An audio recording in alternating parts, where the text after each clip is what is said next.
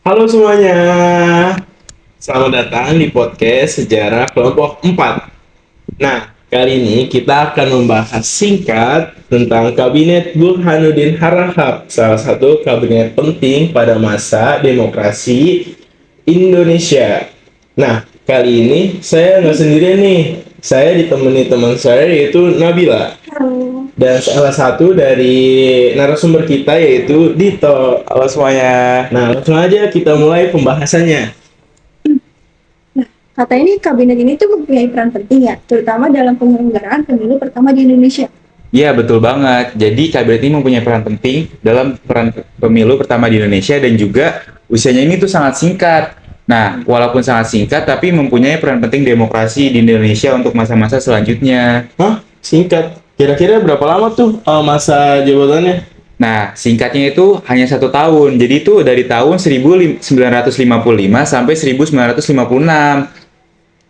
Singkat juga ya. Gitu. Kalau boleh tahu, kita boleh tahu nggak sih kalau gimana awal mula terbentuknya kabinet tersebut? Nah, jadi kabinet ini tuh terbentuk karena runtuhnya kabinet sebelumnya, yaitu kabinet Ali Sastromijojo I. Nah, setelah runtuhnya kabinet itu, akhirnya ditunjuklah nih oleh parlemen. Ditunjuk yang baru, yaitu Burhanuddin Harahap. Awalnya nih si Burhanuddin Harahap ini tuh ragu untuk menjadi Perdana Menteri. Tapi setelah didukung oleh beberapa partai, yaitu seperti Masyumi, terus juga ada PNI, dan juga partai-partai lainnya. Nah, jadi si Burhanuddin itu jadi percayalah untuk menjabat sebagai Perdana Menteri ini. Banyak ya partainya.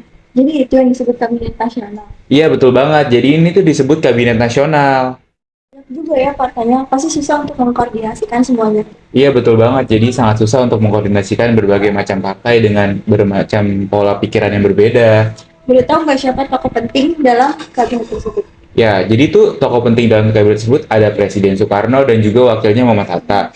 Dan juga ada yang menjabat sebagai Perdana Menteri yaitu Burhanuddin Harahap. Dia selain jadi Perdana Menteri itu juga menjabat sebagai Menteri Pertahanan. Nah, di kabinet itu banyak juga menterinya, yaitu ada sekitar 20 menteri. Oh, banyak juga tuh menterinya. Kita boleh tahu nggak sih menterinya siapa aja? Boleh banget. Jadi menteri-menterinya adalah ini adalah Burhanuddin Harahap yang menjabat sebagai Perdana Menteri pada kabinet tersebut. Untuk menteri-menterinya ada Ide Anak Agung Gede Agung yang menjabat sebagai Menteri Luar Negeri, ada R. Sunarjo yang menjabat sebagai Menteri Dalam Negeri, ada Lukman Wiradinata yang menjabat sebagai Menteri Kehakiman, Samsudin Sultan Makmur yang menjabat sebagai Menteri Penerangan, dan Sumitro Jojo Hadikusumo yang menjabat sebagai Menteri Keuangan, dan I.J. Kasimo menjabat sebagai Menteri Perekonomian. Muhammad Sarjan menjabat sebagai Menteri Pertanian, Halau menjabat sebagai Menteri Perhubungan, dan Panji Suroso yang menjabat sebagai Menteri Pekerjaan Umum, Muhammad Ilyas yang menjabat sebagai Menteri Agama, dan Lei Mena menjabat sebagai Menteri Kesehatan. Sekarang kita udah bersama narasumber kedua nih. Halo Ranu. Hai semuanya. Nah, setelah tadi kita telah membahas awal terbentuknya kabinet Burhanuddin Harahap oleh Dito. Nah, selanjutnya kita akan membahas program apa sih yang dikerjakan oleh kabinet Burhanuddin Harahap. Nah, program kerja yang dikerjakan oleh Kabinet Burhanuddin Harahap ini ada banyak nih.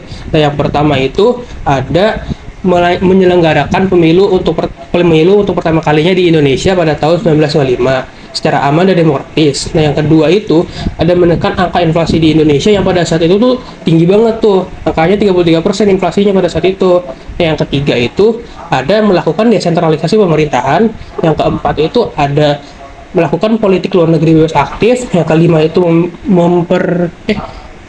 memperjuangkan hak Irian Barat dengan cara membubarkan Uni Indonesia Belanda. Dan yang terakhir itu ada memberantas korupsi. Keren banget ya sampai mengadakan pemilu untuk pertama kali di Indonesia. Ya dong. Apakah program tersebut berhasil dikerjakan oleh kabinet Burhanuddin Harahap? Iya, beberapa program tersebut tuh berhasil dikerjakan oleh Kabinet Burhanuddin Harahap. Yang pertama itu contohnya itu kayak pemilu tahun 1995 itu berhasil diselenggarakan secara aman dan demokratis. Yang kedua itu kabinet tersebut itu berhasil menurunkan angka inflasi yang pada saat itu lumayan tinggi. Nah, terus kabinet ini juga dapat memperbaiki hubungan yang buruk dengan angkatan darat yang sebelum itu buruk. Nah, yang seterusnya itu kabinet ini juga memberantas beberapa kasus korupsi. Nah, selain itu juga kabinet ini tuh membuat nama Indonesia di kancah internasional itu lumayan mentereng lah. Dia dengan dengan politik luar negeri bebas aktifnya, terus kerjasama dengan Asia Afrika.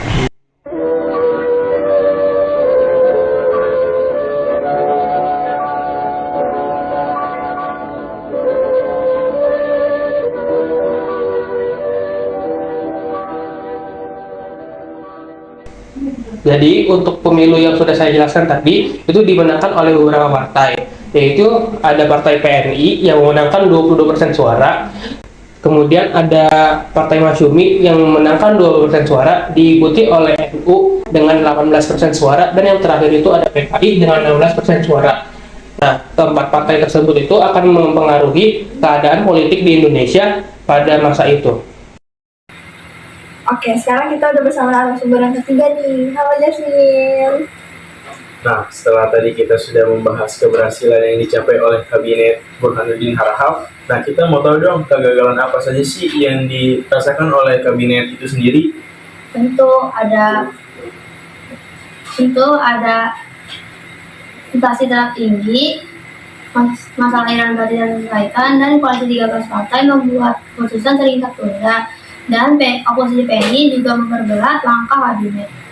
Artinya, meskipun banyak prestasi pada kabinet itu, rakyat masih mengalami kesulitan ekonomi pada saat itu ya? Iya benar. Nah, kita mau tahu dong setelah kegagalan yang menimpa Kabinet Burhanuddin Harahap tadi itu, apakah faktor tersebut menjadi kemunduran bagi kabinet itu sendiri?